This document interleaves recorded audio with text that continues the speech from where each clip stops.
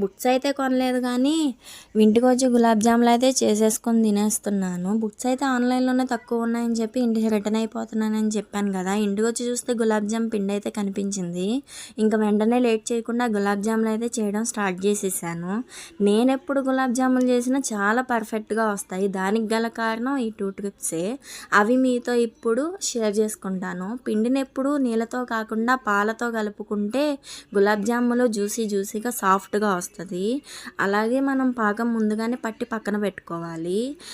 ఆ తర్వాతే మనం గులాబ్ జాములు నూనెలో వేయించుకొని వేడివేడి పాకంలో వేసుకుంటే ఆ వేడికి పాకం పీల్చుకొని పర్ఫెక్ట్గా జ్యూసీగా ఉంటాయి. నేను యూట్యూబ్ స్టార్ట్ చేసి వాళ్ళకి 3 రోజులు అవుతుంది. మీ సపోర్ట్ అయితే నాకు కొంచెం కావాలి. ఎలా మాట్లాడితే ఎలా తీసుకుంటారన్న చిన్న భయం అయితే నాలో ఉండిపోయింది. నేను ఎప్పుడో యూట్యూబ్ స్టార్ట్ చేద్దాం అనుకున్నా కానీ అప్పటి నుండి ఇప్పటి వరకు కూడా నాకు ఆ భయం వెంటాడుతూనే ఉంది. ఇప్పుడు కూడా ఆ భయంతోనే మాట్లాడుతున్నాను అనుకోండి. కానీ ఎలా మాట్లాడినా కానీ ఎట్టకేలకు యూట్యూబ్ అయితే స్టార్ట్ చేసేసాను కదా. మీ సపోర్ట్ అయితే నాకు మంచి మంచి వీడియోలు మన ఛానల్లో అయితే పోస్ట్ చేస్తాను.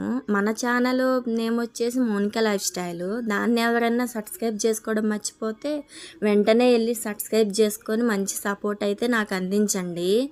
ఇలా నూనెలో అప్పటికప్పుడు చేసుకొని వేసుకుంటే ఆ ఉండ అనేది పగలకుండా పర్ఫెక్ట్గా వచ్చింది. ఇలా గోల్డెన్ కలర్లో రాగానే తీసి పాకంలో వేసుకుంటే వెంటనే ఆ పాకం పీల్చుకొని చాలా జ్యూసీగా అయితే ఉండిద్ది గులాబ్ జాము. వెంటనే తినకుండా కాసేపు ఫ్రిడ్జ్లో పెట్టుకొని చల్లగా తింటే చాలా బాగుండిద్ది. మీ ఇంట్లో కూడా ట్రై చేసి ఎలా వచ్చిందో కామెంట్లో అయితే చెప్పండి. నాలాగైతే ఆత్రంగా వేడివేడిగా అయితే తినమాకండి. నేనైతే అలా తినేసాను ఆకలి మీద ఉండి. మీరు అలా తినకుండా వెంటనే ఫ్రిడ్జ్లో పెట్టుకొని కాసేపు తర్వాత తినండి. వీడియో నచ్చితే లైక్ చేయండి, షేర్ చేయండి, సబ్స్క్రైబ్ మటుకి చేసుకోండి. Thank you.